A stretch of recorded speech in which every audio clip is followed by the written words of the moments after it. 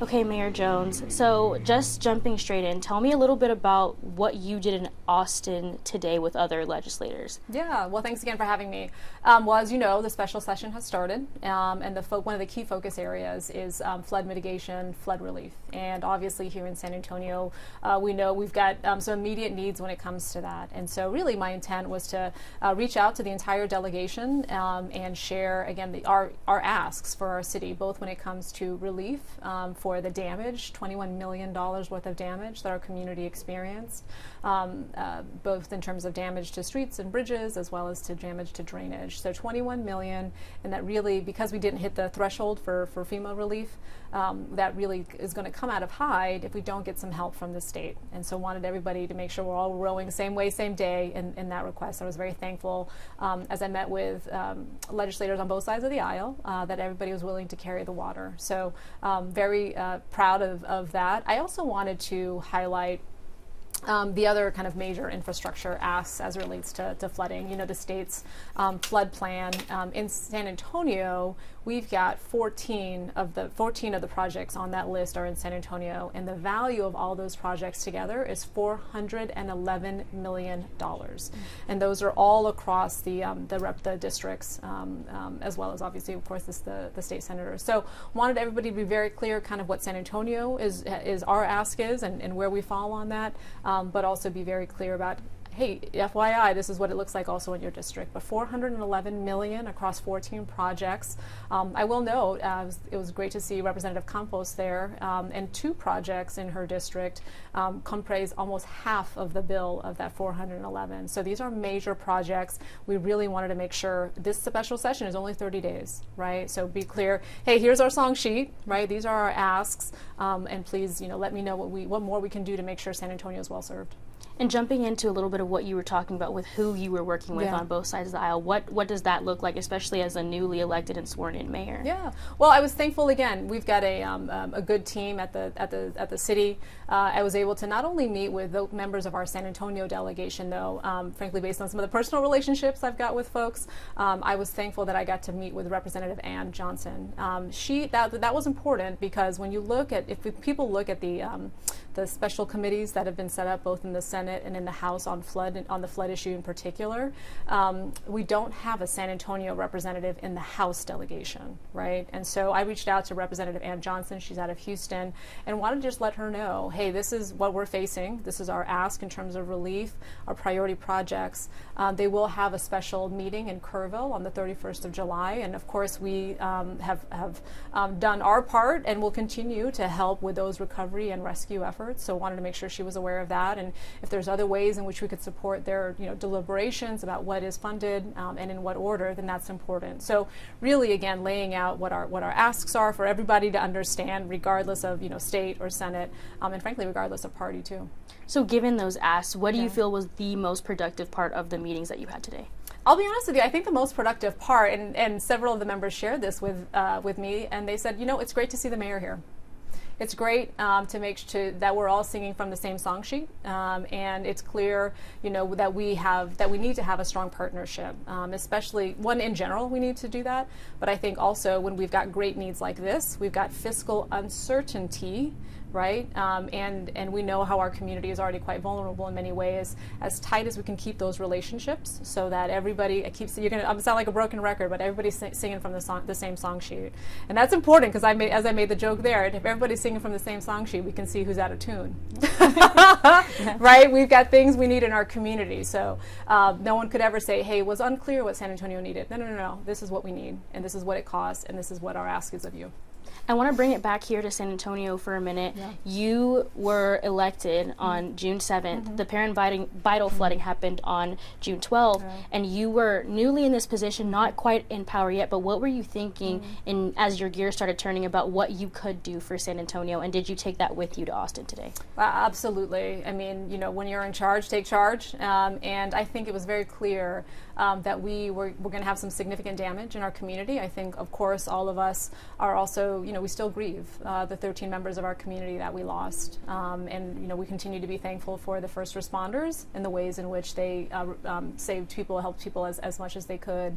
One of the things actually came up as I was talking to another reporter, one of your colleagues, is the ways in which there seemed to be some challenges with those that speak Spanish and their ability to get the help that they needed due to the kind of the language barrier. So I think those are the kinds of things when we look at emergencies like that we really kind of review and make sure that we've got processes and things are resourced in a way that helps everybody in our community. So certainly I took that forward because again, these are major, certainly catastrophes, but what are the things that are avoidable, right? What are the things that we need to invest in to make sure that we're prepared for the next time?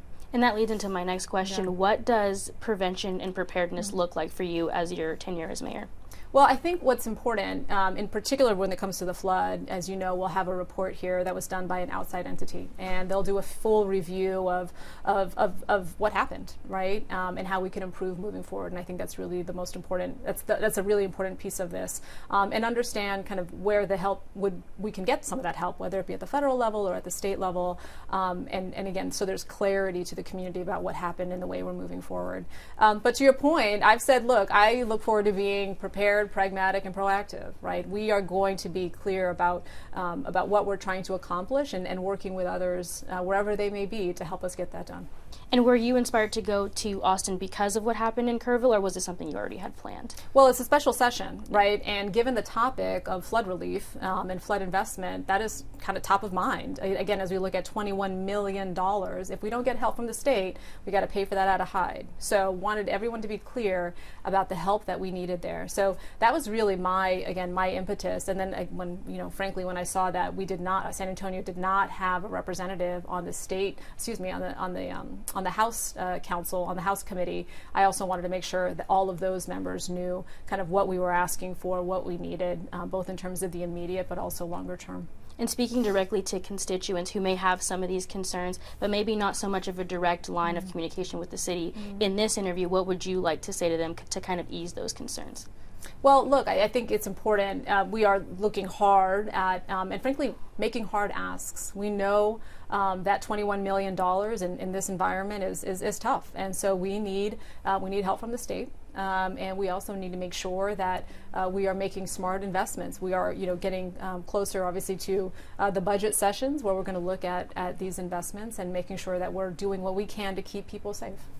So switching topics a little bit, I was with you for a large part of your campaign. I got to know your campaign, and one of the main points you stressed to me was the first 90 days, the changes you wanted to make. We're about 30 days in. What does that look like? First 100 days, 100-day plan, right? So it's interesting. So next Monday at 6 p.m. Is my first town hall on this. One of the things, if you remember, I said it's not only what you do, it's how you do it, right? And so I also committed to doing a monthly update on those in person. And so the very first one is next Monday. It's at 6 p.m. It's at Adams Hill Elementary School, my alma mater. So folks can come out, and I'm going to do that with my colleague, Councilman Edward Munguia, newly elected.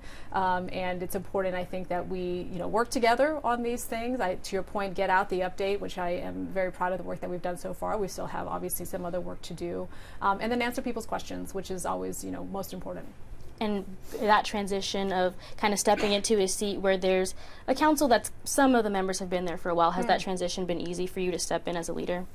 Look, I think a leader's number one job is to keep people safe, make sure that everyone is clear about the purpose, and I think it's important that we stay focused on serving the people of San Antonio.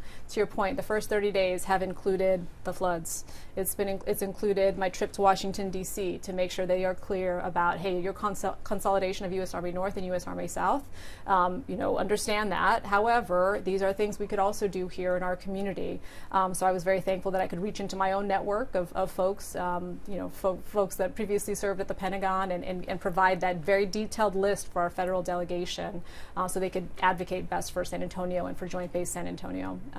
So as well as again what's happening with the special session, right? As well as what's happening with the deal with the Spurs Arena, as well as kind of overall Project Marvel. So there are big, meaty things that are going on in our community, and I think it's really important that we have streamlined processes, which is why you may have read I have put forth some changes to how we do that. And for me, look, I always want to make sure that we're focused on the things that only we can do. Right? If staff can handle other things, or if we can make that process more efficient, if we can also include controls in that, so that, hey, if somebody says they did something, you know what, initial that little thing for me so I know that. Unfortunately, there was an incident where somebody said they did something and that wasn't the case, right? And so, and then there was misinformation in the public. So these are really easy things. One of the other things as it relates to that process is also making sure we move up that judicial review of some of these ideas.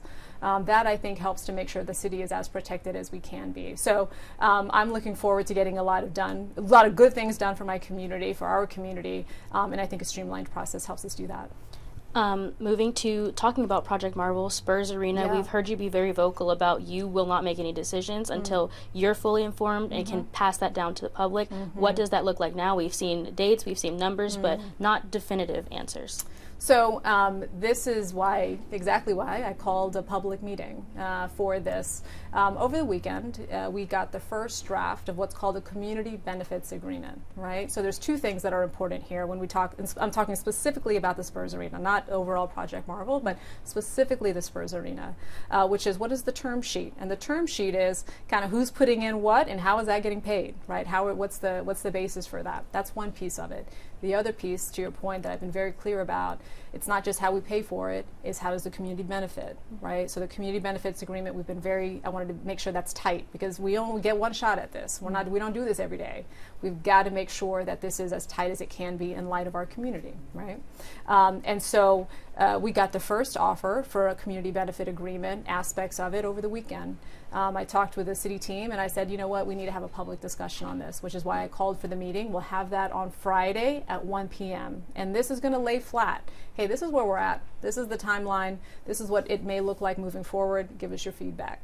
Those are the key elements of it, right? We just want to make sure, certainly the council, but also the public is clear about what we know, what we don't know, and a potential way moving forward. And will people be able to ask questions directly, or is that after the fact? So how we've got it teed up is the public presentation, and then there will be public comments, so people can provide their questions after that. And will that be happening at City Hall? Yes. Okay. Yeah. And is there anything that you would like to say or add about anything that we've talked about that I haven't already asked you? I mean, I think, I'm thankful again for the time that I had in Austin to make sure that our city is well served. We'll continue doing that. Look, the people's mayor is focused on being proactive, prepared, and pragmatic. We got to get things done for our community, and I look forward to doing that. So thanks for the time. No problem.